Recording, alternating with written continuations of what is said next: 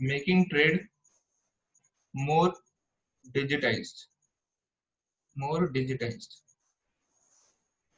तो यहाँ पे हमारे एक क्वेश्चन अराइज करता है कि how steep decline in world trade lays the significance of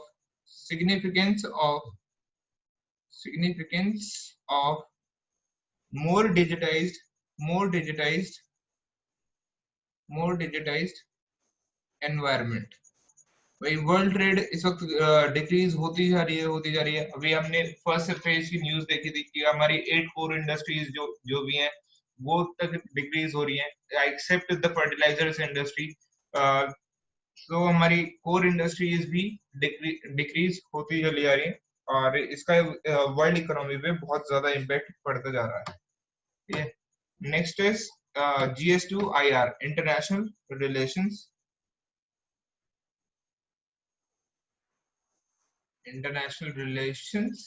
okay.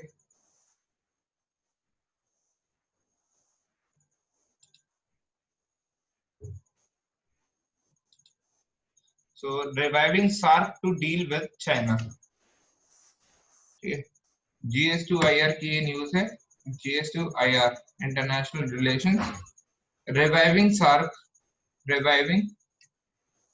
SAARC SAARC to deal with China with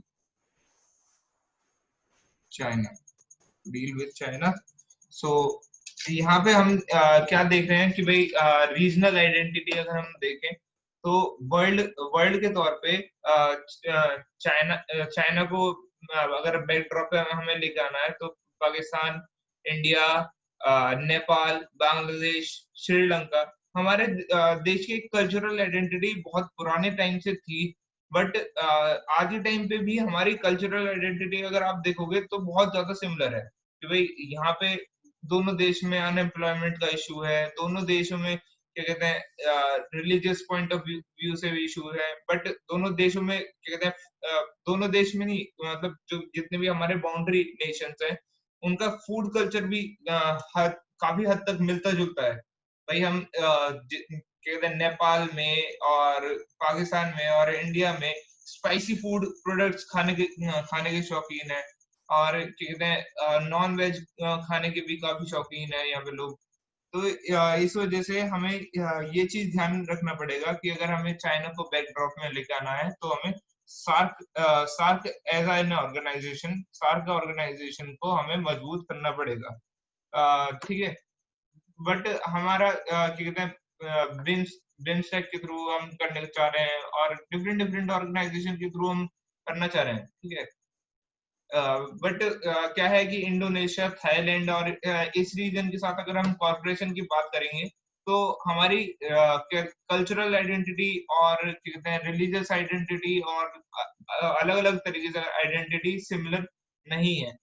तो वहां के लोगों के साथ अगर हम बात भी करने लगे तो they have different language is the biggest issue. ठीक है। लैंग्वेज अगर किसी भी दो देश के बीच में रिलेशंस अच्छे करने हैं तो language is the biggest issue in between the two nations for the talks. ठीक है। तो हमें सार्क एज एन ऑर्गेनाइजेशन को बहुत ज्यादा मजबूत करने की जरूरत है। सो यहाँ पे क्वेश्चन क्या राइज करता है know about organization mentioned in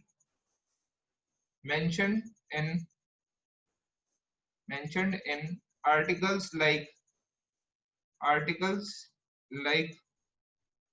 SAARC SAARC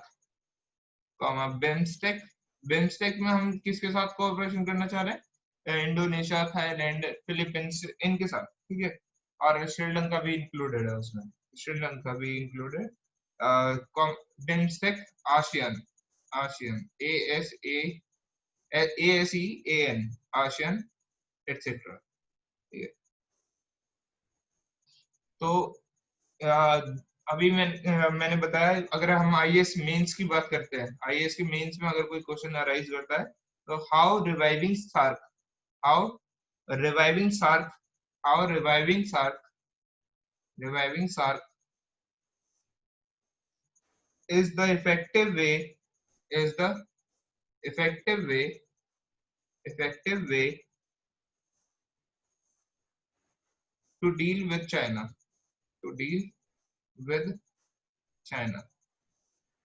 देखो, अगर हम क्या कहते हैं, सार्क एज एन ऑर्गेनाइजेशन को मजबूत करेंगे और बॉर्डर डिस्प्यूट्स हमारे अगर रिजॉल्व होंगे, तो हमारा डिफेंस पे खर्चा कम होगा। और अनएम्प्लॉयमेंट जो कि हमारे जितने भी बाउंड्री नेशंस हैं, उनकी सबसे ज्यादा बड़ा इशू यही है कि भाई वहां पे अनएम्प्लॉयमेंट सबसे ज्यादा है। ठीक है, ऑल ओवर द वर्ल्ड अगर हम ये देखेंगे, तो हमारे इश्यूज अनएम्प्लॉयमेंट और पब्लिक सेफ्टी, यही ज्यादातर कॉमन इश्यूज हैं ये हमारे। ठीक है, कॉमन इश्यूज हैं। तो इन कॉमन इश्यूज को अगर हम म्यूचुअल अंडरस्टैंडिंग से सॉल्व करेंगे, तो क्या होगा कि सार्क एज एन ऑर्गेनाइजेशन मजबूत होगी। और सार्क एज ऑर्गेनाइजेशन मजबूत होगी तो चाइना से जितने भी प्रोडक्ट आते हैं, चाइना की डिपेंडेंसी पूरी तरह खत्म होने की चांसेस बन जाएंगे आराम से, अगर सार्क एज एन ऑर्गेनाइजेशन मजबूत हो जाती है तो। ठीक है, अदरवाइज हमारा डिफेंस पे खर्चा होता रहेगा, फ्रॉम पाकिस्तान साइड हमारा डिफेंस पे खर्चा होता रहेगा। तो हमें इस बात का ध्यान रखना पड़ेगा कि भाई हमें सार्क सार्क ऑर्गेनाइजेशन को बहुत ज्यादा मजबूत करने की जरूरत है।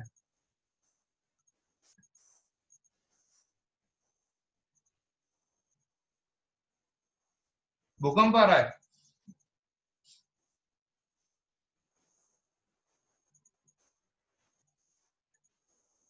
I am feeling shaky. भूकंप आ रहा है क्या?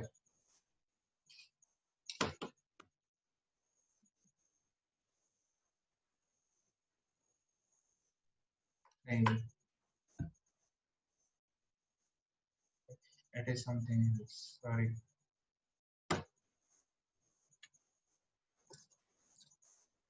Okay, page number 11, GS2 GS2 IR, international relations.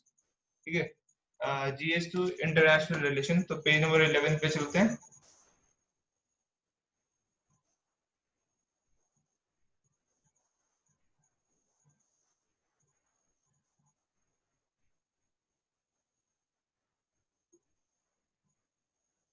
Page number 11।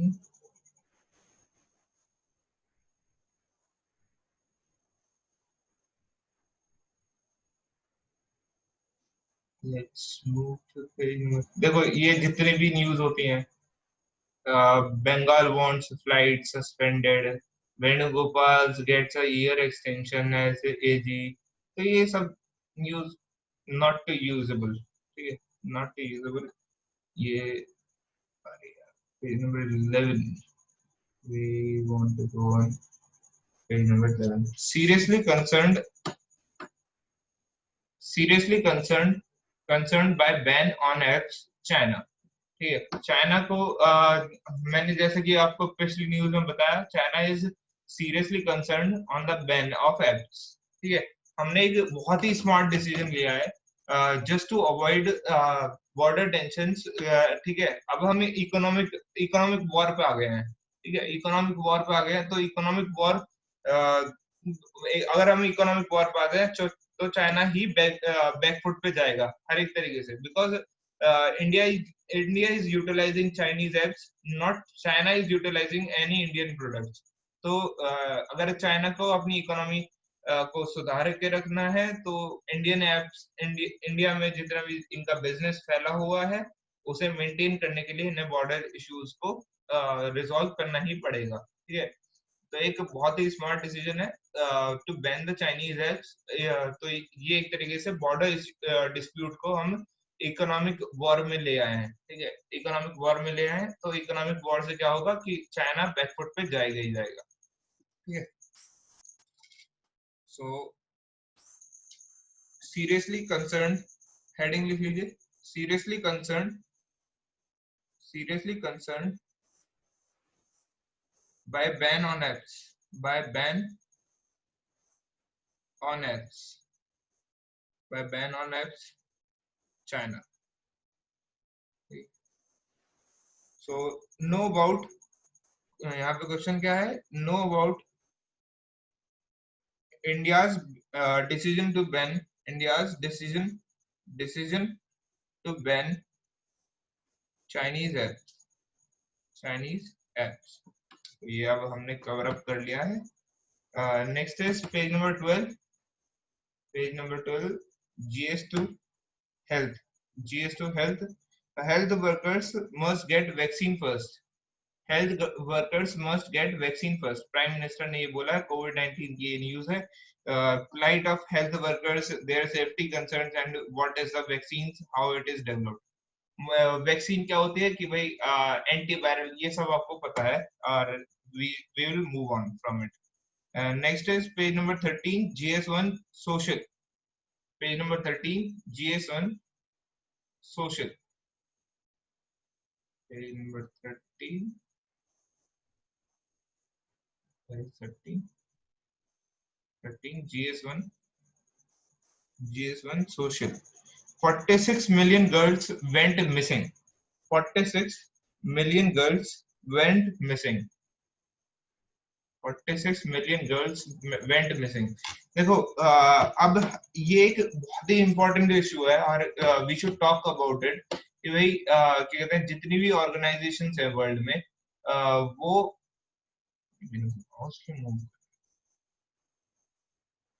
जितनी भी मतलब जितनी भी ऑर्गेनाइजेशन है वर्ल्ड में वो गर्ल सेफ्टी के बारे में बात करती रहती हैं.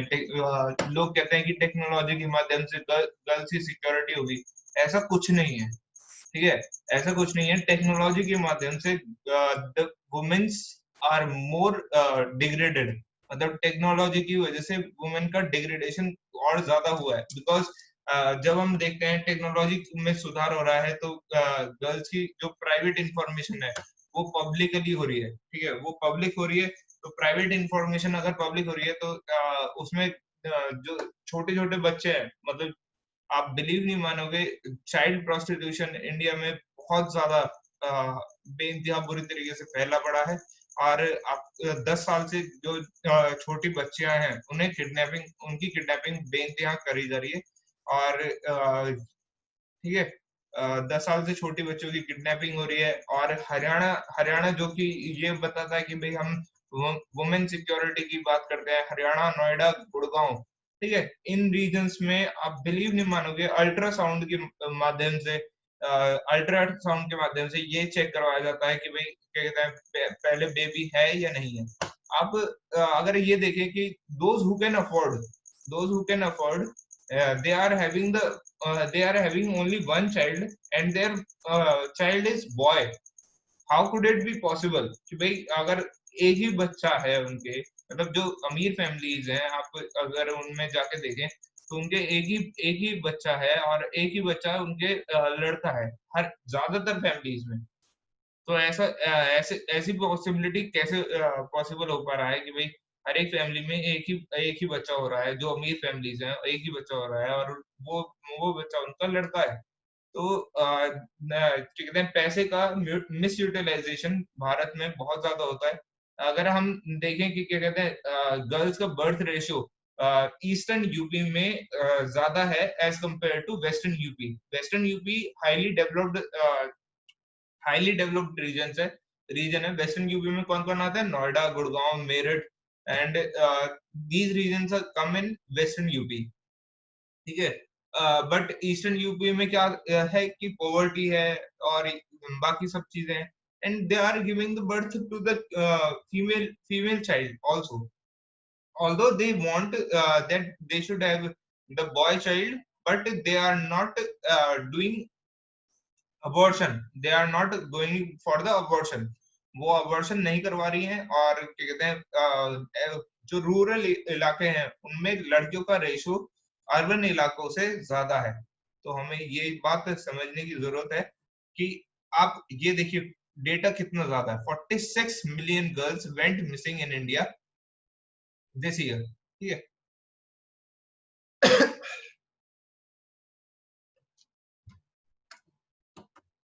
तो ये वुमेन से रिलेटेड जो भी आपको डेटा मिलेगा। अब बात करते हैं, देखो EFM as a percentage of female under 5 mortality. Under 5 की मोर्टेलिटी मतलब एक तरीके से बच्चा बच्चा पैदा हो गया है और उसको उसका मर्डर किया जा रहा है एक तरीके से, ठीक है। इंडिया 11.7%, बहरीन 5.9%, ईरान जहाँ पे हम कहते हैं वुमेन वुमेन की सेफ्टी नहीं है, वुमेन को राइट्स नहीं है, दैट इज ऑल्सो फ्यू, मतलब उसका रेशो भी भारत से कम है। भारत का रेशो देख रहे हो आप 11.7%। Afghanistan, Afghanistan is the most volatile region, but still they are giving the birth to the female child, and they are not going for the abortion. They are not killing the women. So India is becoming a nation where women are not respected and women are not treated equally. Women are not treated equally, and child prostitution is increasing very much. And women safe, women को equality की जरूरत नहीं है, women को सिर्फ security की जरूरत है। इक्वालिटी कभी हुई पॉसिबिलिटी हो ही नहीं सकती है, ठीक है। Equality is a myth, women's only need security. Equality equality में क्या कहते हैं हम कि क्या कहते हैं, लड़कों के पास जॉब है तो लड़कियों के पास जॉब नहीं है। एक्चुअली में ऐसा कभी होता ही नहीं है कि हाउस हाउस वाइफ जो होती हैं they are also having the job, ठीक है, of home maker they are having the job. तो इक्वालिटी के अगर बेसिस पे हम फाइट करते रहेंगे, इक्वालिटी इक्वालिटी करते रहेंगे, तो इक्वालिटी कभी भी इक्वालिटी के बेसिस पे एक मिथ बनता जाएगा और सोसाइटी में एक बैकड्रॉप आएगा कि भाई आप देखिए कि क्या कहते हैं, जो इक्वालिटी की बात करते हैं वो अर्बन एरियाज में रहते हैं लोग, ठीक है, और वो ही सबसे ज्यादा अबॉर्शन, और उनके उनके यहाँ ही इन फीमेल मोर्टेलिटी रेट सबसे ज्यादा अर्बन इलाकों में है, ठीक है। जो वुमेन के राइट्स की बात करते हैं, वुमेन की इक्वालिटी की बात करते हैं, वो ही वुमेन को मारते हैं, ठीक है। आप आपको जो जो लोग बोलते हैं ना कि वुमेन की सेफ्टी और सिक्योरिटी के बारे में हम बात करते हैं, वो ही एक्चुअली में वुमेन्स को मारते हैं इंडिया में। देखिए इंडिया का रेशो 13.5%। ये एक आईएएस के मेंस का और आईएएस के प्री का दोनों का बहुत बड़ा इशू है, और इसके बारे में जानना बहुत जरूरी है। Excess female mortality rates are calculated at the difference between observed and expected mortality, ठीक है। तो ये आपका कंप्लीट हुआ वुमेन्स वुमेन का हो गया ये complete. Next is GS3 environment. GS3 environment, तो इंडिया के हालात इस वक्त क्या कहते हैं, ईरान एंड अफगानिस्तान से भी बदतर है। आप ये एक तरीके से ये मान लीजिए कि वुमेन सेफ्टी और सिक्योरिटी में भारत अपने आप को ज्यादा रिप्रेजेंट करने के चक्कर में वुमेन को ही मारता जा रहा है, ठीक है। They are killing the women's because they are fighting for the women's equality, and equality is a myth, ठीक है। GS3 GS3 environment,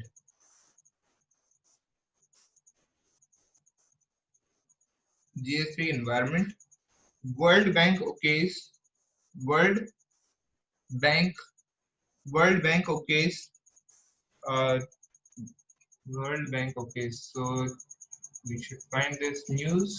World Bank okays funds for Namami Gange, ठीक है। World Bank okays funds for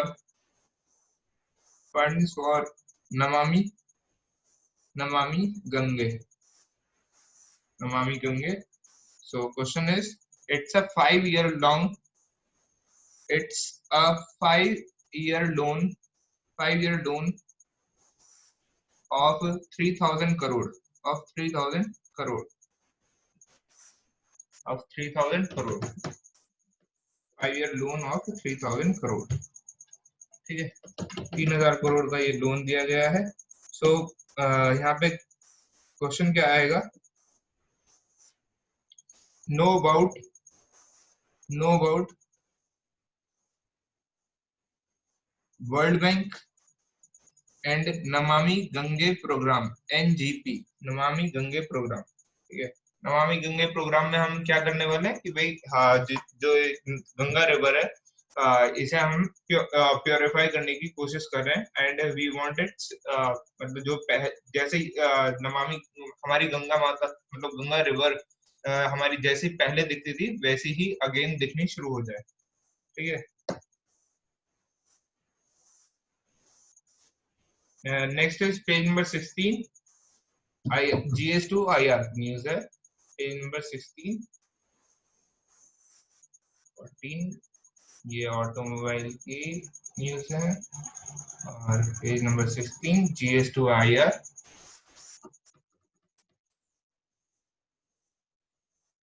India Sri Lanka hold talks over डेब्ट। ठीक है, India Sri Lanka hold talks, page number 16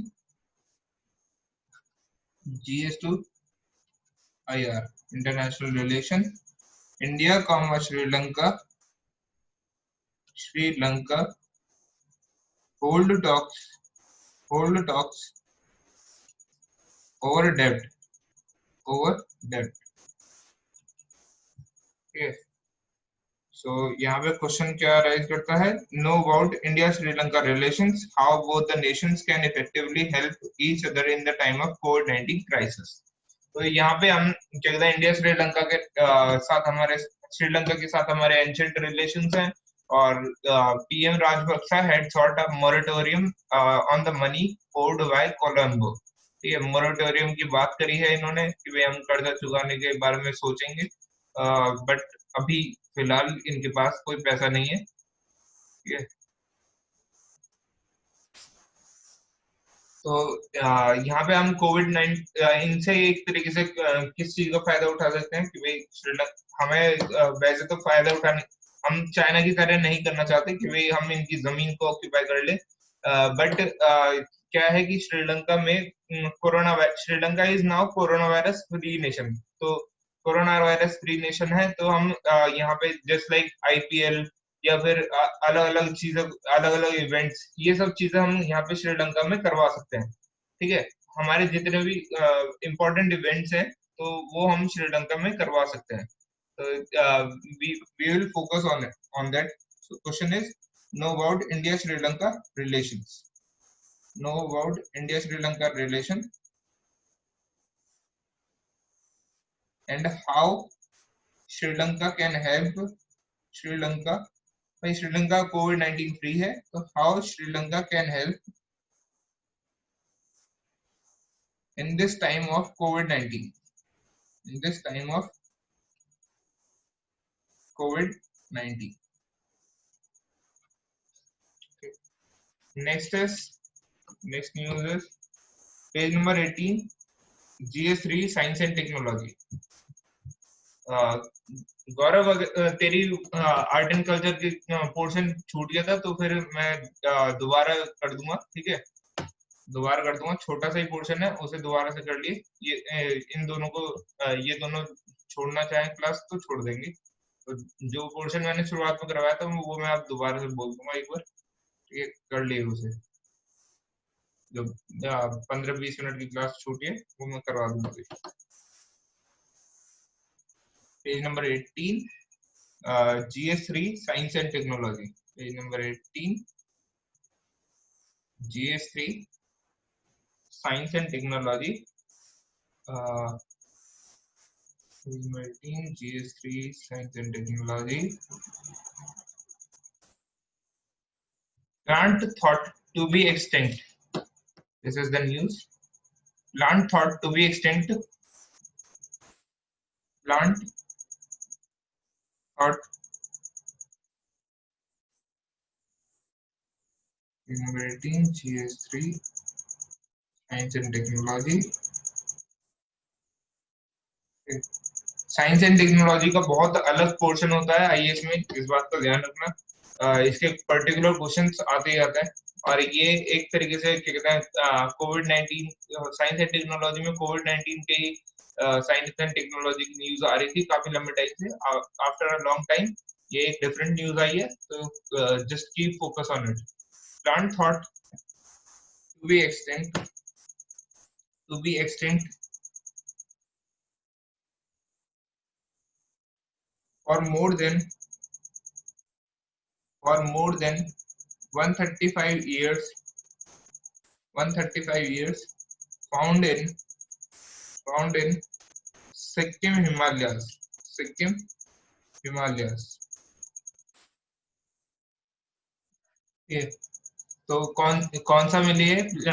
एक herb मिली है, क्या नाम है इसका? Globba एंडे एंडरसनी, Globba एंडरसनी flowers, Globba Globba एंडरसनी एंडरसनी flowers, एंडरसनी flowers, ये flowers, and right the plant, right में प्लांट दिखाया है इसका, और इसका ये फ्लावर है। Okay, botanist from Maharashtra and Kerala rediscover Globa and Sony, commonly known as dancing ladies। इसका नाम याद रखना, क्या नाम है? Dancing ladies. डांसिंग, देखो ये डांस करती हुई लग रही है, जैसे लेडीज डांस कर रही है, dancing ladies, dancing ladies. So dancing ladies or swan flowers, swan हंस, swan मतलब हंस, और swan flowers, swan flowers, swan flowers, ठीक है। swan flowers नियर कौन सी river? Teesta river valley, Teesta river valley, Teesta river valley. जो इंपॉर्टेंट पॉइंट्स है ना, सिर्फ उन्हें नोट करना, जस्ट लाइक स्वान फ्लावर, तीसरा रिवर वैली, ठीक है। पूरी लाइन मत लिखना, डांसिंग लेडीज, स्वान फ्लावर्स, तीसरा रिवर वैली, ठीक है। This news is complete. Okay, so इसका एक क्वेश्चन लिख लीजिएगा।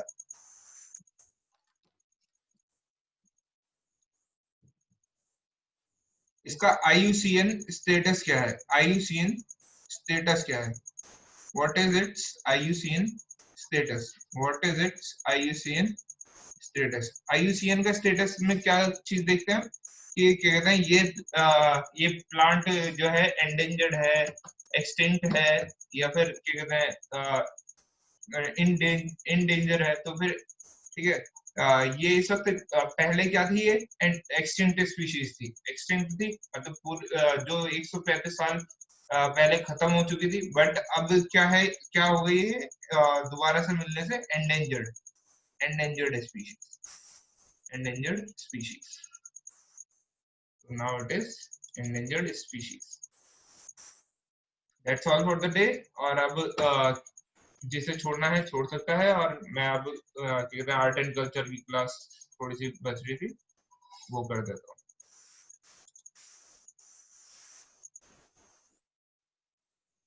गौरव है यहीं पे? है?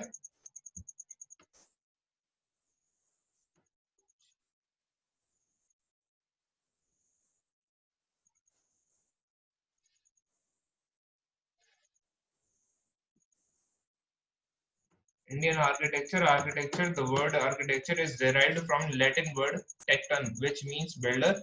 So as soon as early men begin to build his or her shelter to live, the science of architecture is started.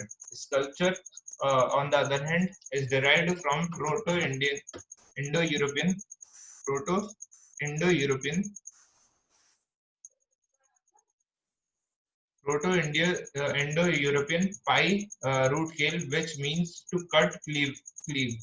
Yeah, sculptures are smaller works of art, either handmade or with tools, and are made more related to aesthetics than engineering and measurements। ठीक है। Architecture किसे कहते हैं हम?